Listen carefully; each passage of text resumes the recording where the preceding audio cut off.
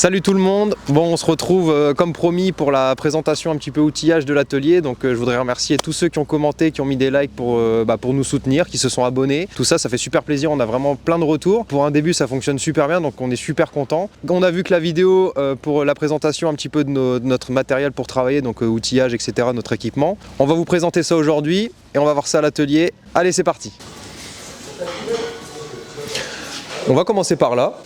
Donc pour ceux qui avaient vu la vidéo de la présentation de l'atelier, donc ici c'est le coin un petit peu plus pour les gros travaux qui peuvent être un petit peu salissants tout ça. Donc ici on a un gros établi en acier, donc quand on veut venir couper, souder, etc. où on doit forcer assez fort, c'est ici que ça va se passer. Donc on a une base qui est vraiment costaud, on n'a pas un sol avec des dalles etc. Donc on peut y aller franchement. Le gros établi pour tout ce qui est coupage, etc. soudage, tout ça. Donc après on est équipé, on a deux gros bacs à ultrasons, enfin deux petits bacs à ultrasons qui font je crois 15 ou 20 litres. Donc ça va nous permettre de nettoyer tout ce qui est carburateur de moto, mais après plein d'autres pièces à côté. L'ultrason c'est vraiment super sympa parce que l'avantage c'est que on met dedans, on met un programme entre guillemets à lancer et nous on peut bosser à côté de ça et ça se nettoie relativement bien tout seul quoi. Donc gros nettoyage, c'est ici que ça se passe. Ouvrons-en un pour montrer. Donc là par exemple là, oh, c'est une friteuse. Voilà, c'est en gros c'est une friteuse. Donc là-dedans en fait on a 90% d'eau et après c'est un produit spécifique ultrason qu'on vient couper directement dedans et pareil donc c'est un bac chauffant avec une minuterie. Donc ça on l'utilise vraiment tous les jours quotidiennement. Ça nous dépanne franchement bien. Ensuite ici moi je vais m'occuper de tout ce qui est embiellage. Nous on fait donc du changement de bielle sur les vilebrequins monocylindres. Donc pour ça il faut quand même un peu de matériel. Donc on a une presse ici de 30 tonnes. On va dire que pour tous ceux qui veulent faire du vilebrequin, moi je conseille vraiment une presse de minimum 20 tonnes. On va dire que nous, comme on fait vraiment toute cylindrée en monocylindre, ça peut être du 700 monocylindre comme du 50 monocylindre. Donc on a besoin plus ou moins d'une presse qui pousse assez fort. Donc nous on est parti sur une 30 tonnes avec un petit vérin, un petit mano de pression. Donc ça c'est des cales qu'on a un petit peu usinées nous-mêmes. Ça c'est pour venir placer en fait la demi-masse et pouvoir pousser sur le maneton en laissant la deuxième masse libre pour pouvoir ouvrir le vilebrequin. Après il y a des vilebrequins où on est obligé de couper en deux. Donc ça, si un jour on vous montre un peu comment ça se passe le changement d'une bielle, on vous montrera exactement comment on fait. Ensuite ici on a un petit tour manuel, donc vraiment un petit gabarit. Donc moi là-dessus je vais venir réaliser tout ce qui est préparation de carburateur, donc venturisation ou réalisage de carburateur. Je reprends les dômes de culasse etc. pour modifier la préparation moteur, tout ça. Et entre-toise de roue. La bougie du coup c'est pour Alors la bougie par exemple c'est quand je veux mettre un petit coup de propre sur un dôme de culasse. Donc il y en a qui vont créer au scandale, faut pas se prendre sur la porcelaine, ça peut casser. Bon là c'est vraiment pour passer un coup de propre dans un dôme de culasse. Je vais pas venir usiner en prenant sur la porcelaine, donc là il n'y a pas vraiment de risque. Donc par exemple un dôme qui est vachement calaminé tout ça, grossièrement pour pas se prendre la tête 1000 ans, on met le dôme dessus, je fais tourner, un petit coup de papier à poncer, WD-40 okay. Et puis on peut même polir un dôme comme ça. Oh purée, voilà. C'est pas mal. C'est l'astuce de ouf, voilà. Ouais. Toi ça a pu te dépanner pour des nettoyages de rayons de roue etc. Tu vois, ça peut aider pour plein de choses. Hein. C'est pas un vrai truc pour usiner, mais quand on a besoin de dépanner entre-toises de roue etc. Franchement ça dépanne bien, En dessous on a des bacs en fait, donc ça on a multiples roulements, des anciens manetons de bielle tout ça. Donc ça en fait c'est tout ce qu'on va utiliser pour venir pousser à la presse. Donc par exemple on utilise des manetons comme ça pour venir pousser sur les vilebrequins ou sur le roulement qu'on veut enlever, tout ça. Donc ça c'est tout ce qu'on garde, qu'on démonte qui peuvent être utiles quand on utilise la presse. Donc ça c'est des bacs qu'on utilise assez régulièrement. Donc là on peut voir même Benoît qui utilise le bac ultrason, qui vient y placer son petit carbu. Oh Benoîtette. Et l'avantage voilà c'est que le carbu se nettoie, mais en attendant on peut bosser sur autre chose. Donc ça c'est pas mal. C'est pas mal. Donc pour reprendre un petit peu au niveau des vilebrequins, donc ici on a un petit marbre avec un banc d'équilibrage de vilebrequin, ou un banc de contrôle de vilebrequin, on appelle ça comme on veut. Ici deux comparateurs, donc on vient placer le vilebrequin au milieu, voilà. Et en fait on vient tourner le vilebrequin et en fonction du mouvement de l'aiguille, on sait comment aligner le vilebrequin une fois qu'on a changé la bielle. Donc là pour ce coin-là, je pense qu'on a fait le tour. Après dans l'atelier on est équipé donc en air comprimé forcément comme dans tout atelier. Donc nous on est équipé d'un compresseur de 1000 litres en triphasé. Et l'avantage aussi, quand on a fait les travaux, en fait on a fait poser toute la canalisation d'air en rigide. Donc c'est les tuyaux bleus que vous pouvez voir ici. On a des sorties un petit peu partout dans l'atelier. Donc là ici on a des descentes donc pour pouvoir brancher des tuyaux etc. Et en fait c'est toute une canalisation en rigide. Donc l'avantage du rigide c'est déjà en fait la pression qu'on a en sortie de compresseur, elle est vraiment maintenue jusqu'au bout de la ligne en fait, tout simplement pour avoir vraiment une pression constante et importante même en sortie de compresseur. Donc là ici nous on a un petit enrouleur assez long qui peut aller jusque dehors parce que quand on lave les motos on les souffle aussi beaucoup. Hop, et ça vient alimenter en fait tout l'atelier en dessous. On vous montrera un petit peu après. Pour faire dans l'ordre, bon, bah, comme vous l'avez est-ce que vu tu veux rentrer dans les détails ou on en fera une vidéo spéciale? Non, je pense qu'on va en faire une vidéo vraiment spéciale pour le banc, parce que c'est un sujet qui intéresse pas mal de gens. Peut-être en commentaire, les gens ils peuvent demander un peu toutes les questions qu'ils veulent savoir. Alors ça, pareil, si vous avez des questions sur plein de choses, faut pas hésiter à mettre des commentaires, ce que vous aimeriez voir ou ce qu'on vous explique, etc. Faut un peu nous guider, c'est le début, ça serait bien que vous interagissiez un petit peu avec nous. Ouais, de ouf. Comme ça, nous, ça va nous donner des idées, puis au moins on va faire du contenu qui va vous intéresser, parce que si c'est demandé, au moins on bosse sur une vidéo qui, on sait, va intéresser pas mal de gens. Donc ça, faut pas hésiter à détailler, mais on avait idée avec Hugo de faire une vidéo sur le banc, mais vraiment pour expliquer de A à Z plus ou moins comment ça fonctionne un banc de puissance, pourquoi on l'utilise. Donc toutes les questions et comment voilà, c'est ça. Toutes les questions qui se posent dans les commentaires, les gars, n'hésitez pas. C'est ça. Et on répondra du coup par rapport au banc de puissance. Et on passera une moto dessus, on vous expliquera vraiment de A à Z comment on passe une moto au banc de puissance, comment on lit une courbe, etc. Enfin voilà, on fera vraiment un détail. Donc là, bon, il n'y a pas grand chose à expliquer dedans comme ça. Donc c'est un conteneur en fait classique qu'on est venu plaquer, isoler pour pouvoir mettre le banc de puissance dedans, avec la soufflerie, tout ce qui est partie électrique, etc.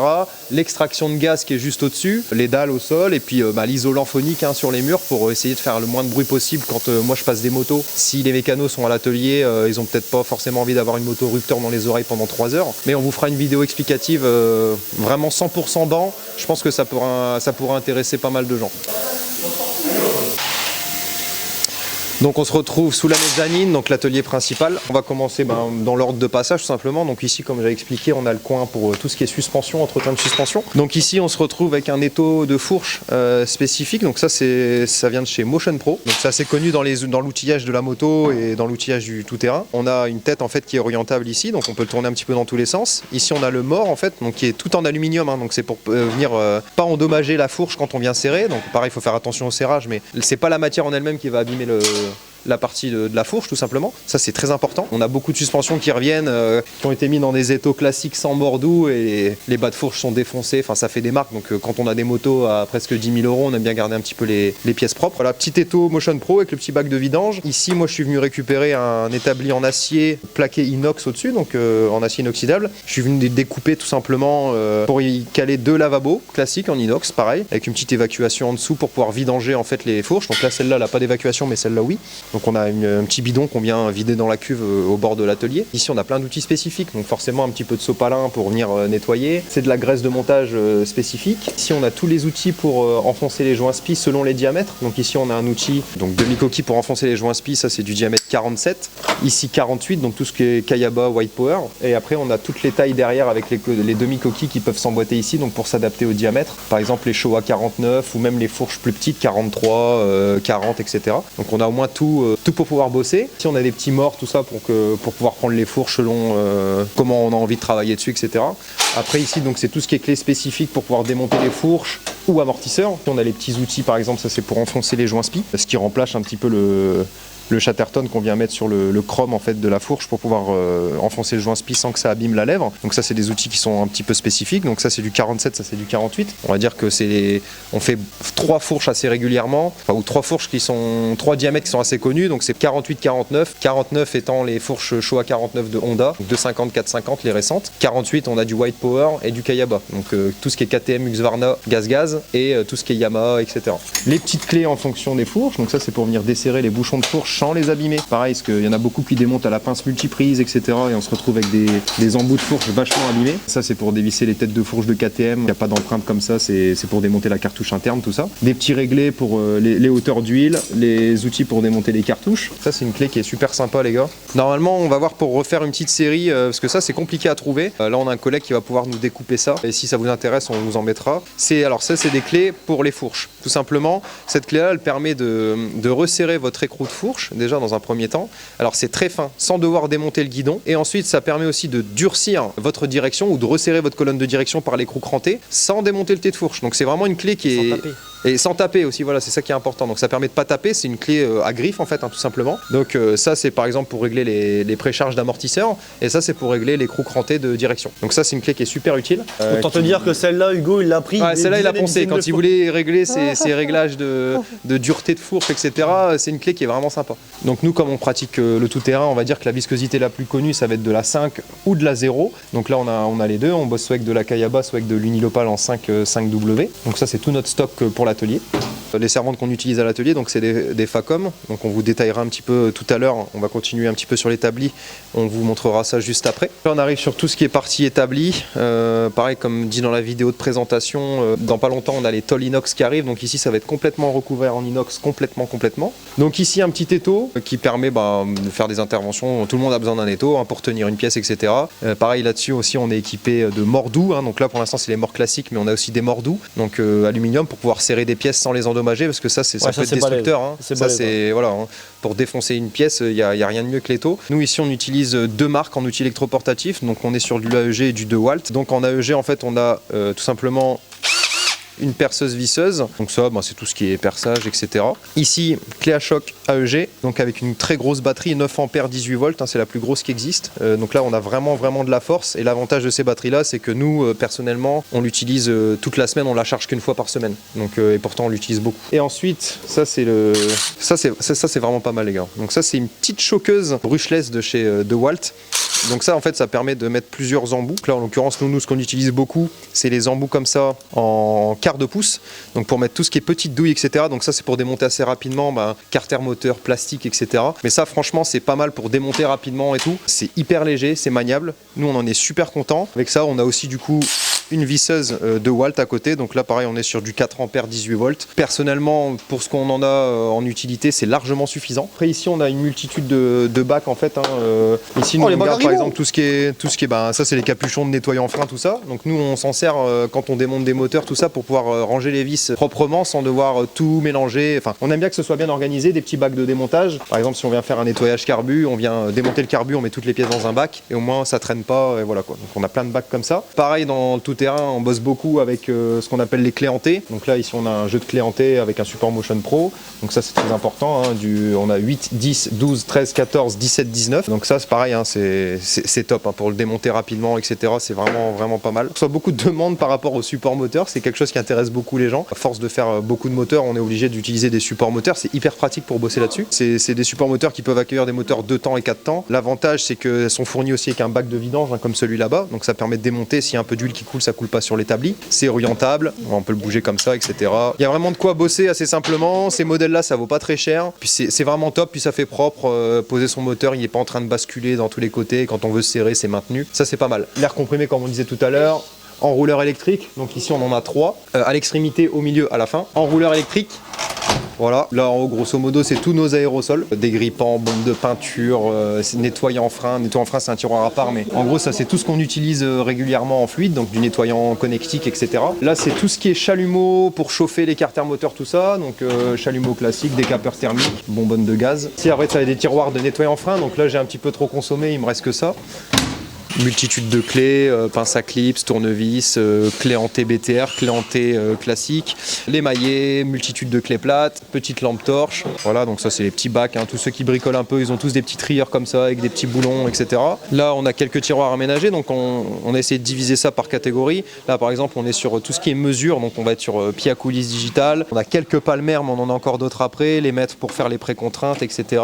Ici donc tout ce qui est clé dynamométrique, donc nous on bosse avec de l'expert. Ça c'est fabriqué par Facom, et pour en avoir utilisé plusieurs, franchement c'est pas mal. La plus grosse elle va jusqu'à 200 Nm, il n'y a quasi aucune pièce sur une motocross qui se sert à 200 N, donc nous on bosse avec ça. Ensuite on a un tiroir tout ce qui est métrologie, donc ça c'est métrologie, ça va être donc tout ce qui est mesure de cylindre, piston, etc.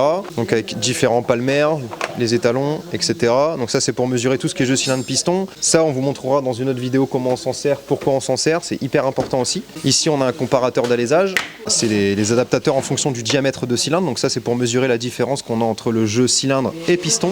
On reviendra un peu plus tard pour vraiment détailler comment on utilise certains outils. Bon, ici, on a des boîtes donc, de visseries diverses. Donc ici, on a des petits trieurs. Donc ça, c'est tout ce qui est des packs Pro Bolt en général. Donc en fonction de la marque de la moto, on a des packs un petit peu pour tous. Ici, on a une boîte, un tiroir vraiment que pour tout ce qui est taraudage. Donc petit tourne à gauche à cliquer. Ici, donc tout ce qui est filière et les autres modèles de tourne à gauche. Donc rattraper du filetage, créer un filetage, etc. Ça se passe ici. Ici, une boîte de forêt, donc avec tous les diamètres quand on en a qui sont pas cassés. Ici, pareil, encore quelques forêts. On a quelques extracteurs. Donc ça, c'est tout ce qui est extracteur de roulement, de pignon, etc. Qui selon l'accès, on en a de plusieurs tailles. Donc ça va être tout ce qui est arrache volant. Selon les modèles, etc. Donc on a quasi tous les modèles qu'on utilise très régulièrement. Ici, donc c'est une boîte qui est dédiée que pour tout ce qui est soupape. Donc ça va être outils de rectification de siège, rodage de soupape, la pâte à roder et multitude de pastilles. Voilà, en 7,48, 9,48, 8,90. Donc KTM, par exemple, tout simplement une grosse boîte. Donc les pastilles de soupape, c'est... Hop, voilà. Donc ça, c'est par exemple, c'est pour tout ce qui est 2,5, 4 temps, plus modèle carbu, parce qu'aujourd'hui, les pastilles de 2,50 et de 4,50, c'est plus ou moins les mêmes sur quasi tous les modèles.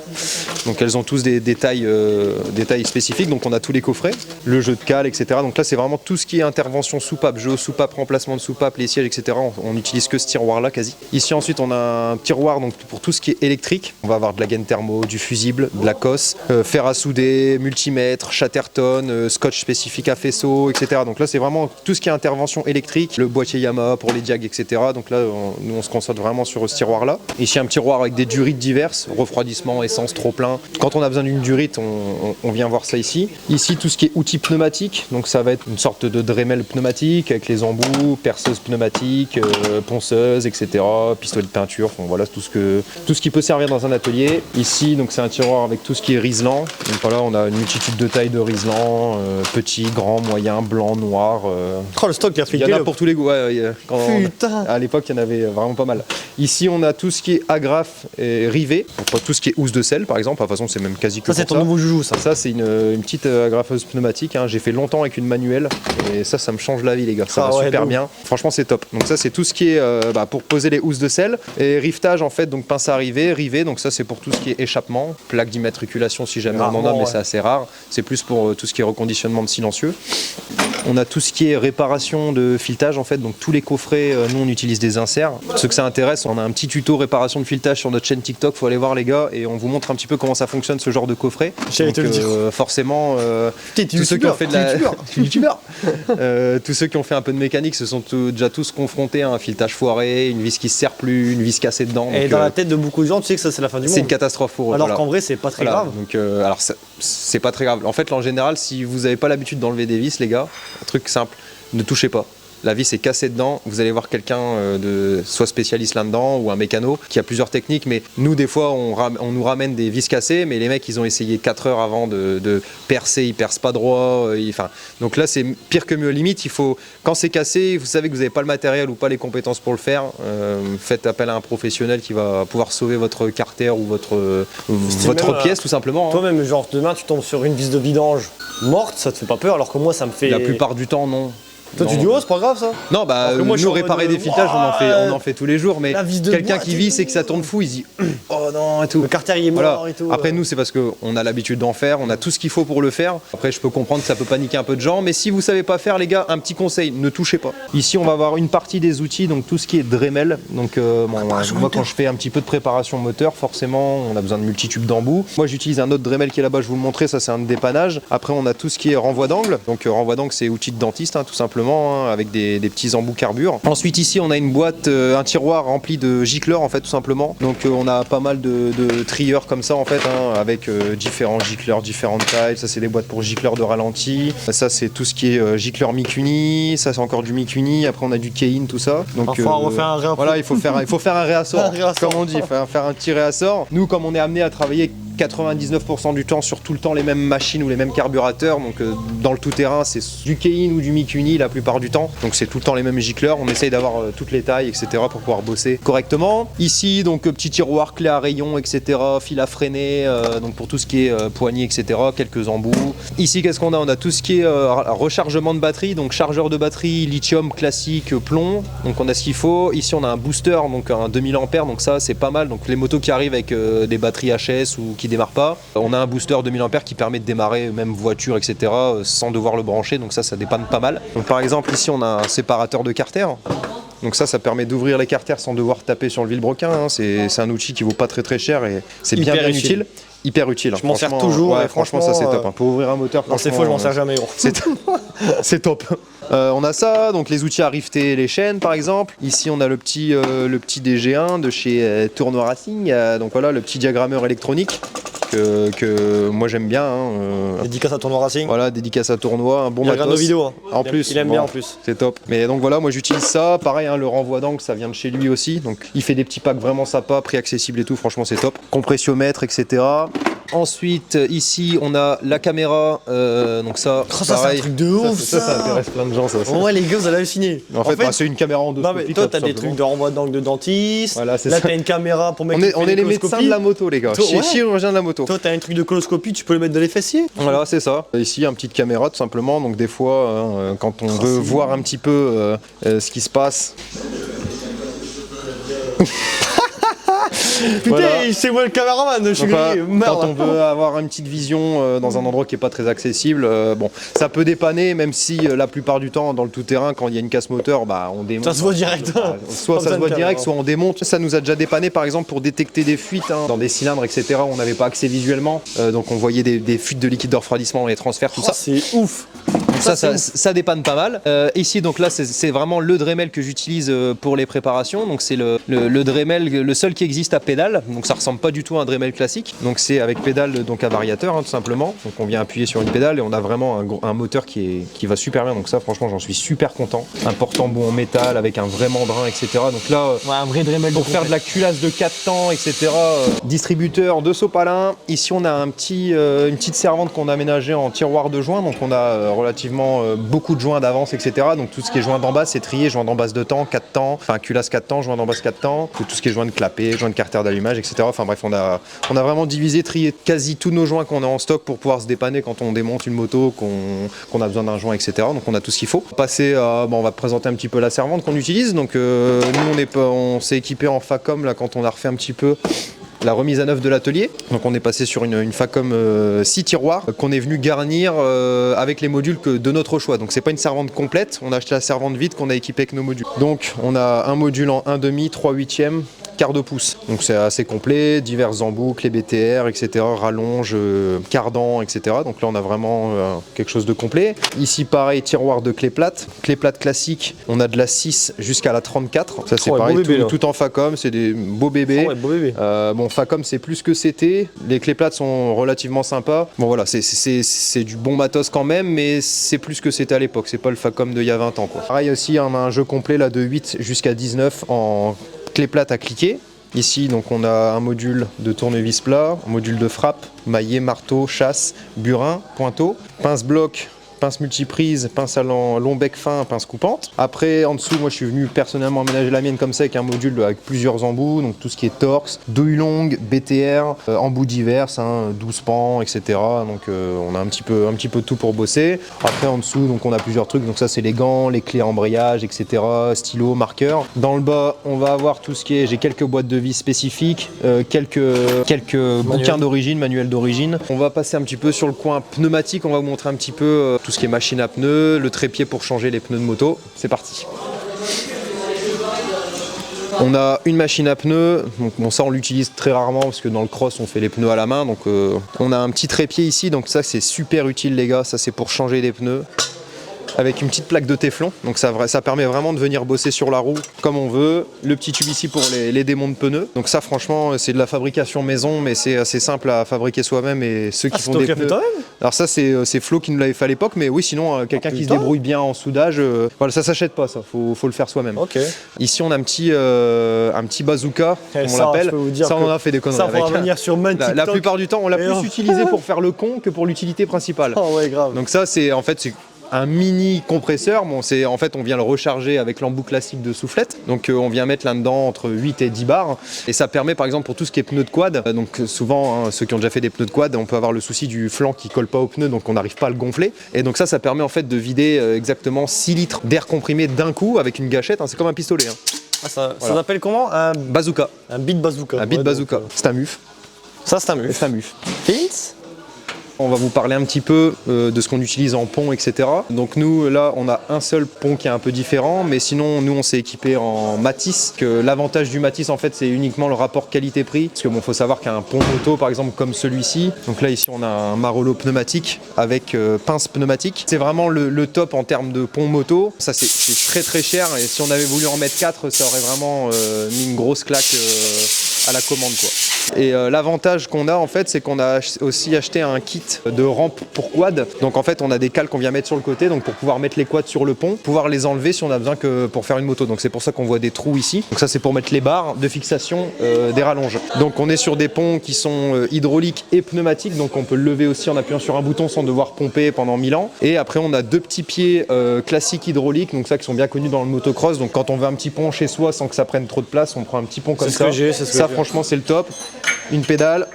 Et l'avantage de cela par rapport aux autres modèles qu'on connaît, c'est que c'est pas une molette pour venir descendre le vérin, c'est une pédale. Ouais, ça c'est super, ça fait la différence. De ouf. Mais c'est bien plus costaud. Franchement, il a une bonne structure et tout, c'est hyper costaud. Donc, par exemple sur un pont pour démonter la fourche, c'est pas très pratique forcément vu qu'on est pris sur la roue avant. Par exemple, si on doit faire les speed fourches, on vient positionner la moto dessus, ça nous permet de pouvoir suspendre toute la moto avec le cadre sans avoir le train avant dessus et qu'elle puisse tomber. Donc voilà les gars, c'était la présentation un petit peu de tout ce qu'on utilise au quotidien pour bricoler les motos, préparer les moteurs, faire les suspensions, tout ça. Donc on vous a un petit peu montré tout l'utilage qu'on utilisait.